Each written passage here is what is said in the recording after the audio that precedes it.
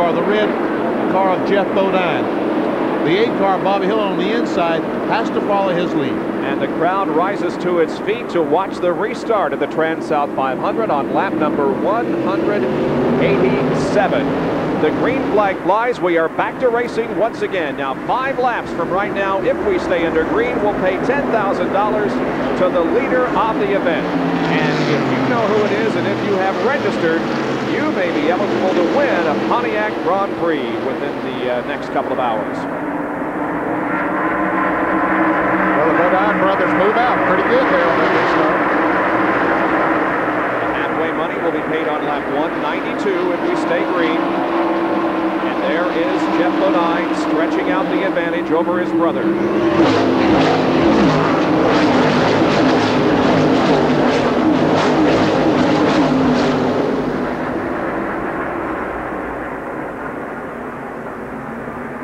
Brett Bodine certainly having the best run of the year since he joined the Kenny Bernstein Quaker State team. Well, there is no question about that. Bobby Hillin is in 15th position, 1 lap down in that Snickers-sponsored car number 8. Tell you what, there's several cars having a great run today that hadn't had a lot to cheer about this year. Rick Wilson, a guy running 3rd now. That yellow car's got a super run for him. As I said, that looks like he had a problem. Well, no, I guess he just slowed down momentarily. Looks like he's back up speed now. There is Rick Wilson, car number 75, the Dinner Bell Meats car. 3rd place, 4th on the racetrack behind the lap car of Bobby Hillin.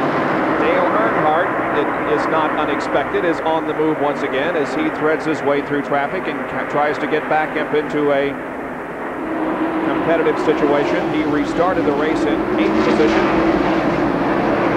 And now in just 2 more laps, the leader will get $10,000. The number 15 car of Morgan Shepherd, the 94 of Sterling Marlin, and the 30 car of Michael Waltrip are all on the same lap and fighting for position. The 21 car of Neil Bonnet is not on the lead lap. Dick Burke with a comment on Morgan Shepherd.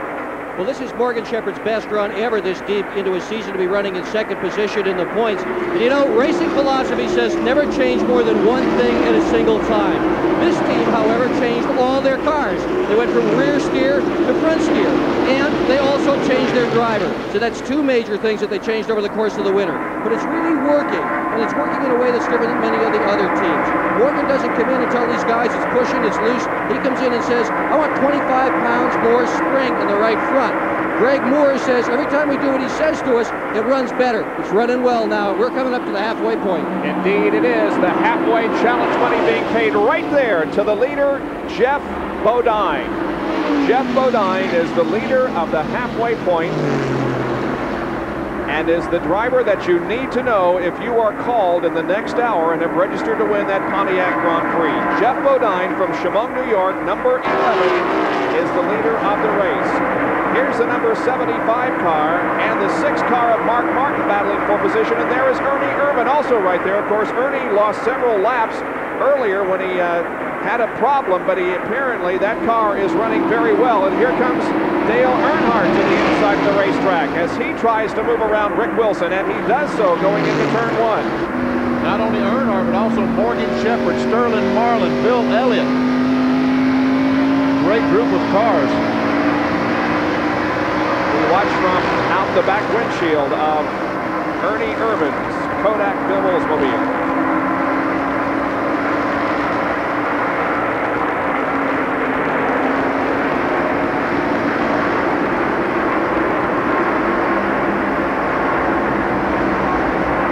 Dale Earnhardt, number 3, is running in 4th position, and Morgan Shepherd in 5th. 6th, Rick Wilson. 7th position is Sterling Marlin. And 8th is Bill Elliott.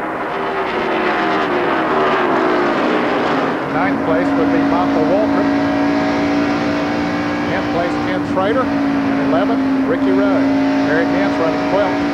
13th would be Dick Trickle, and 14th is Darrell Waltrip, and those are the only cars on the lead lap. 14 on the lead lap, just past the halfway mark. Rick Wilson trying to hold off the 94 of Sterling Marlin and the number 9 of Bill Elliott. 6th, 7th, and 8th.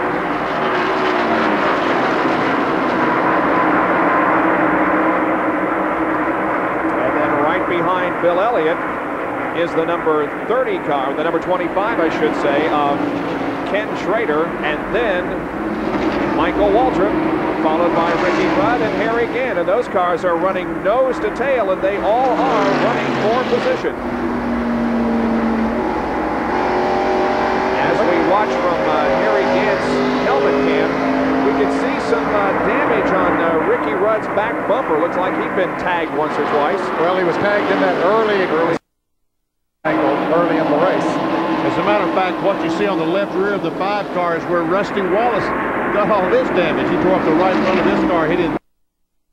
11th position as he's able to go around the number 5 car of Ricky Rudd. The lead continuing to be held by Geoff Bodine at the Transouth 500 in Darlington. Back after these messages. Ned Jarrett, Benny Parsons, Dick Berggren, and Jerry Punch back at Darlington International Raceway in South Carolina for the Transouth 500. We are watching the battle for 4th place.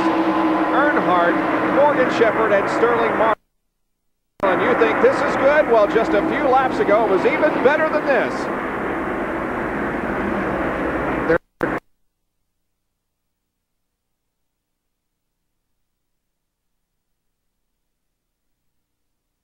Just a lap ago, Morgan time to make a move. Can't do it this time. They run single file. That yellow car trailing is Rick Wilson. He's on the lead lap. And look at Bill Elliott, who has lost some positions recently.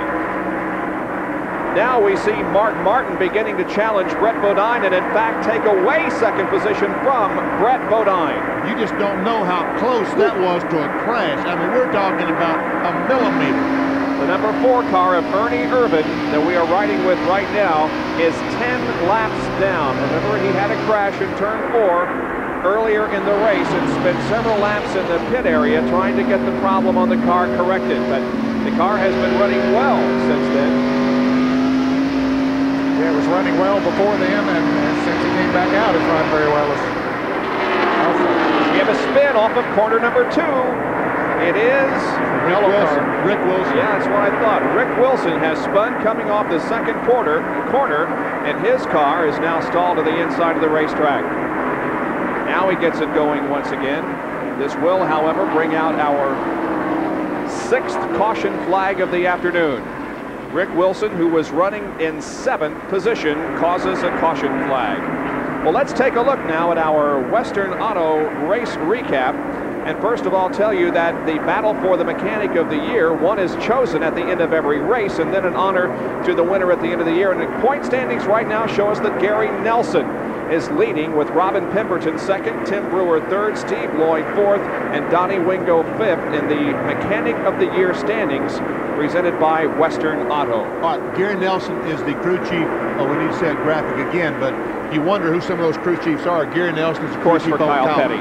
The leader of the race, Geoff Bodine, has led 148 of the 200 laps, average speed 129.3. We've had 6 leaders and 9 lead changes, 5 caution periods for 21 laps, 14 cars currently on the lead lap, and there is a lot of action on pit road as just about all of the leaders have come in for more service during this caution period. Here's Dale Earnhardt in for service, and Dick Berggren is there.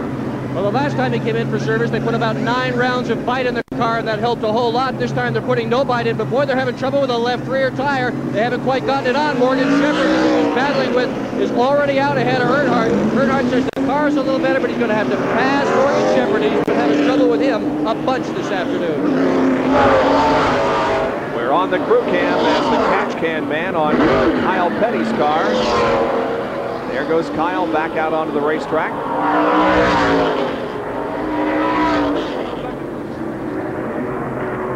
We have a tire that has disintegrated here on the main straightaway. There you can see it.